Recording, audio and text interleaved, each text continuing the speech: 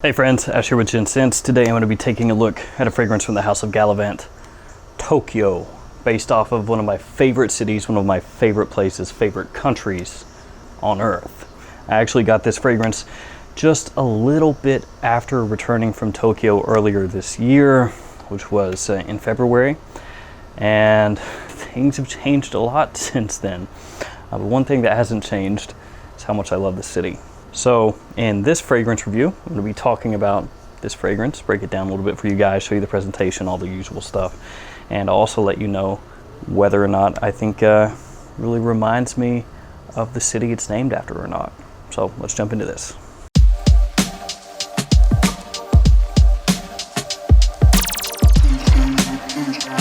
In case you're unaware of Gallivant fragrances, they all come in this size bottle right here, 30 milliliters. So these are not large, but they are easy to travel with, and that's one of the main things that this fragrance brand, fragrance house, tries to get across is travel. You know, it's based around different cities, different locations, and even the name Gallivant reminds you of travel. For some people, this smaller size is going to be positive because it's easier to travel around with, and for some people it's going to be negative because they do like those larger bottles. And price-wise, this one's actually fairly expensive when you factor it out price per ml. It comes pretty close to $3 per milliliter. So that kind of has to be weighed in as well, you know. It doesn't look like a really bad price for a niche fragrance when you look at it, but then when you think, well, I'm getting 30 milliliters as opposed to 50 or 100, that makes it a little bit rougher. All that out of the way, let's finally check out the presentation. So here's how the box is going to come. This is a slipcover that fits over the box. It's got the name of the house, the name of the fragrance, the size and concentration, all right there on the front. You have the little Gallivant logo at the top. On the back, some information about this particular fragrance. Then on the bottom, your ingredients, your batch code. And here's your box. Again, Gallivant at the bottom, logo at the top.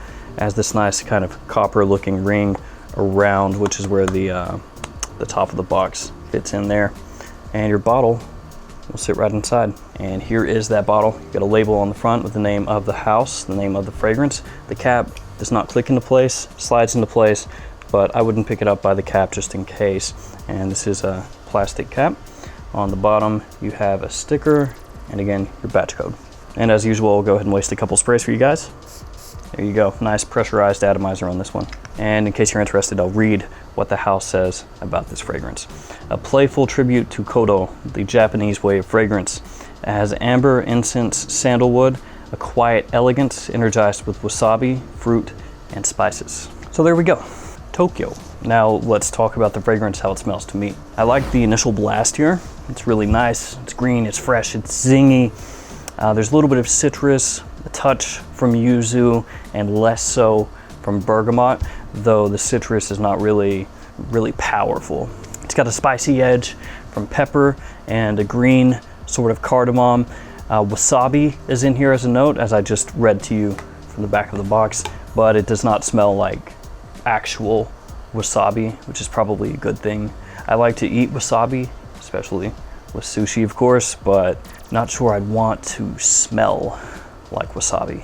So to me, the wasabi accord in here is more so just this kind of brisk, zingy, like really poppy bit of spice in the opening of the fragrance. That is what I think is the wasabi in here. Like I said, it doesn't really smell like wasabi. You can pick up an incensey note really early on in the fragrance, and that lasts through the mid and into the dry down as well. It's not a heavy smoke, it's not a dark smoke, it's more like this swirl of incense that just kind of floats in and among the other notes, kind of in and out, and you'll pick up wafts of that incense, but it's never like this heavy-handed bit of smoke that just punches you in the nose. It's a little bit fragile and light. It's always there, it's always swirling around. It's just mixing in with everything. It's not trying to like take over the fragrance. It's not trying to steal the show. Hinoki wood also plays a prominent part in this fragrance. Comes across like a cypress with kind of a citrus edge. So you pick that up early on, and that lasts as well into the dry down for me. That's one of the main players of this fragrance is that hinoki wood.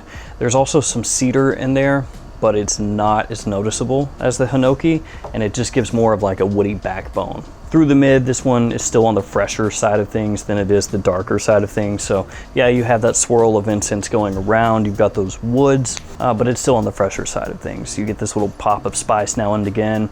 You do get some floral nuances, but they're kind of like flavoring, they're on the periphery. You'll pick up some iris, you'll pick up some rose, but neither one of those notes is the focal point of the fragrance. Those floral notes are more to accentuate the other things that are going on with the scent, which again is mainly this kind of fresh, spicy, woody scent with incense mixed in. As it dries down, you do pick up a little bit of sweetness, so you're gonna get some amber and some sandalwood, more amber than sandalwood for me. It doesn't become like a dark resinous scent or anything like that. It just starts to mix in more with the woods the longer it's on your skin. And once you hit the far dry down, the incense actually steps back a bit. So it's most prominent for me in the mid. As it dries down longer on your skin, that incense kind of wafts away. See that? That was my impersonation of wafting incense, like jazz hands or something. Into the dry down, the far dry down, it does get a little bit darker, but still not really a dark scent. More slightly green, spicy, woody, again with little bits of incense. Now let's talk about performance. For me, in the average range, 5 to 6 hours longevity.